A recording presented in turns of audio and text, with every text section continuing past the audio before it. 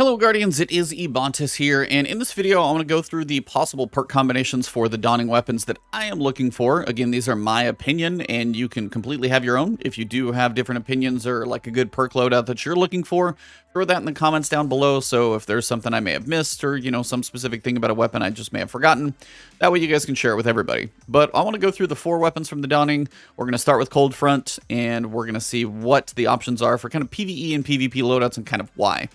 And the main reason I'm covering this is a couple of these weapons have a perk that are going to be really good for PvE for ad clearing, and 3 of them have it, and it's Subsistence. Now, Subsistence and Rampage is actually going to work together really well. Subsistence and Swashbuckler is going to be something similar. And both of those, the more kills you get, the more damage you're doing, and then it's easier to get another kill on likely a low-level ad. So if you're clearing lots of low-level ads, Subsistence and Swashbuckler or Rampage are going to work together fairly well. One for All is not quite the best. Harmony, not really switching over and then trying to kill a bunch of ads. So overall, that's probably what I would stick with for PvE would be Subsistence, Swashbuckler, or Rampage. For these perks over here, when it comes to PvE, I'm just looking for reload speed and stability. And then same thing here with Tactical Mag would be probably my number 1. Flared Mag will kind of right behind it. Then again, for a PvE situation, you've got range and stability. Stability just kind of keeping this thing tame so every one of your bullets can count. A little bit of recoil direction here as well. With a little bit of range, not as much benefit here. So like any of these 3 is probably going to be good, but if I had to pick one, it would probably be small bore just because you're not really giving anything up. Little bonus to range, little bonus to stability. Masterwork again, stability would probably be number 1 for PvE, unless you're on mouse and keyboard, then maybe you want something else. But controller for sure, and then reload speed, also not bad alternative.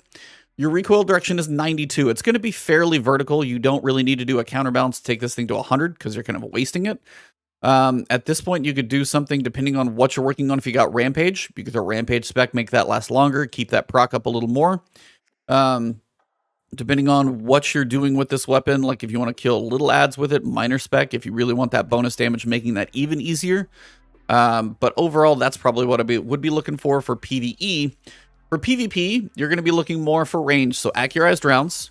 I still think small bore is going to be pretty good.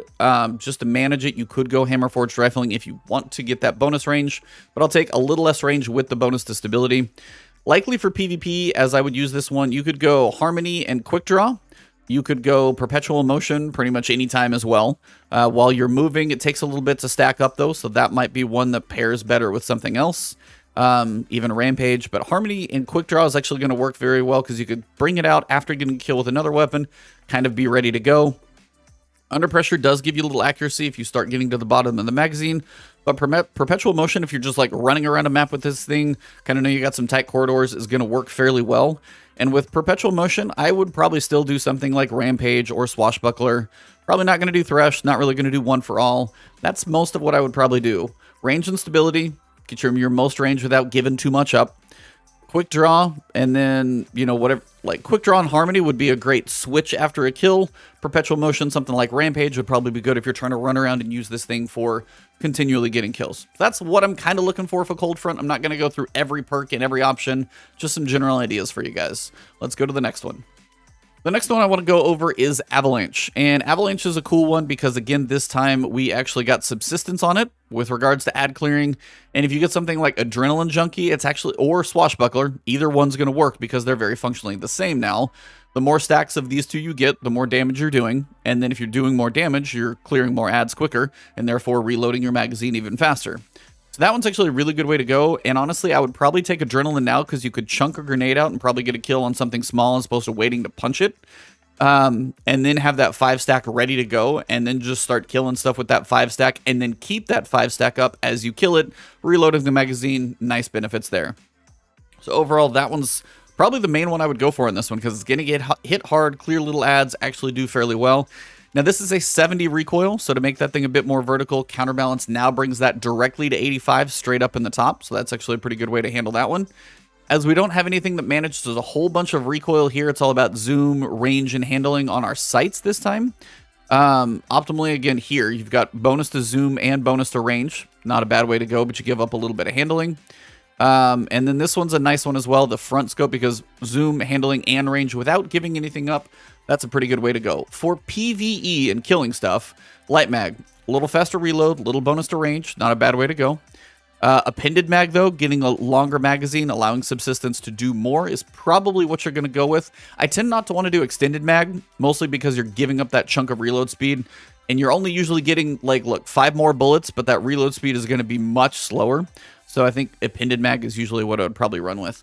As for PvP, I don't know of a whole lot of people that run machine guns in PvP. More often than not, it just doesn't seem to be worth it. If you wanted to run it in PvP, I would probably run high caliber rounds for range. I would probably go this scope, so you've got even more range stacked on top of it. And then with regards to perks, killing wind, because if you can get 1 kill, you're probably going to be better off. And then even something like tap the trigger initially after each trigger pull, like get a quick kill, make that kill easier, killing wind, run around. That's probably what I would run with for PvP, but honestly, probably don't take this thing into PvP. If you're running PvP, range is likely what I would run. If you're running in PvE, I would probably run stability here. So that is Avalanche. Kind of short and sweet, but not a bad PvE roll we've got with Adrenaline Junkie and Subsistence. So if you get that roll, hold on to it.